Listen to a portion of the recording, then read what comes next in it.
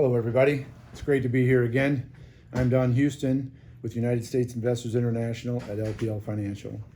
Today, I'd like to chat about an update on the markets, of course, and the recent holiday we just had this past weekend.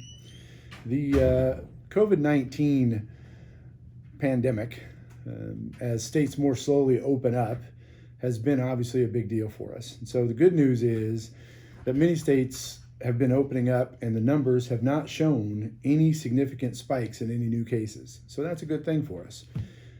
We've also seen the stock markets displaying significant strength in the S&P 500, which opened above 3,000 for the first time this week since the pandemic began. Consumer confidence also unexpectedly increased in May.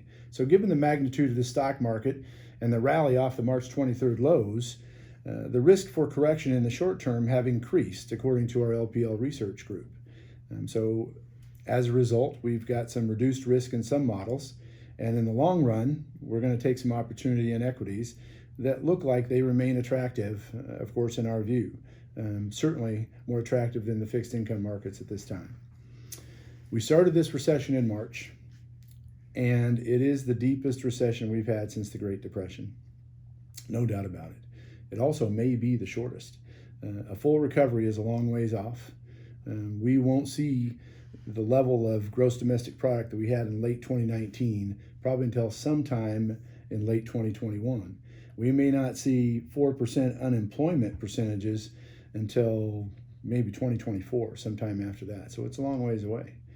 So we've got some work to do. But we do have some good news.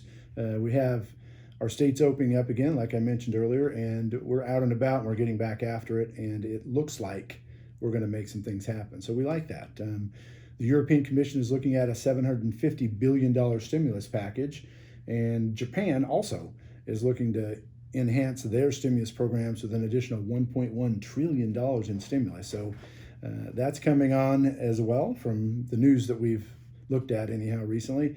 Not to mention that the United States, as you know, is looking at another stimulus package targeted for this summer. This past weekend was Memorial Weekend. Lena and I loaded the lads into the truck and we headed off to the Long Beach Peninsula to celebrate the weekend with everybody else as the beaches reopened for the first time since they've been closed. We owe those men and women a great deal of gratitude. They made the ultimate sacrifice. And it occurred to me while I was out there in the sand on that beach, we've had many of our service men and women on many beaches throughout history. I thought of the Barbary Coast, I thought of Tarawa, I thought of Guadalcanal, I thought of Grenada, which was back when I served in the Marines. So we do appreciate the ultimate sacrifice. One of the things that also occurred to me is that we really don't think about the survivors of the sacrifices that were made.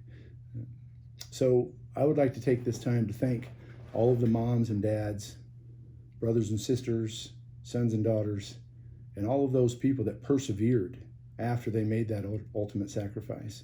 For our nation to be as great as it is, we needed it, and we also need you. That's what we do. We're Americans. We persevere. Thank you for tuning in again. I look forward to seeing you soon. Until next time.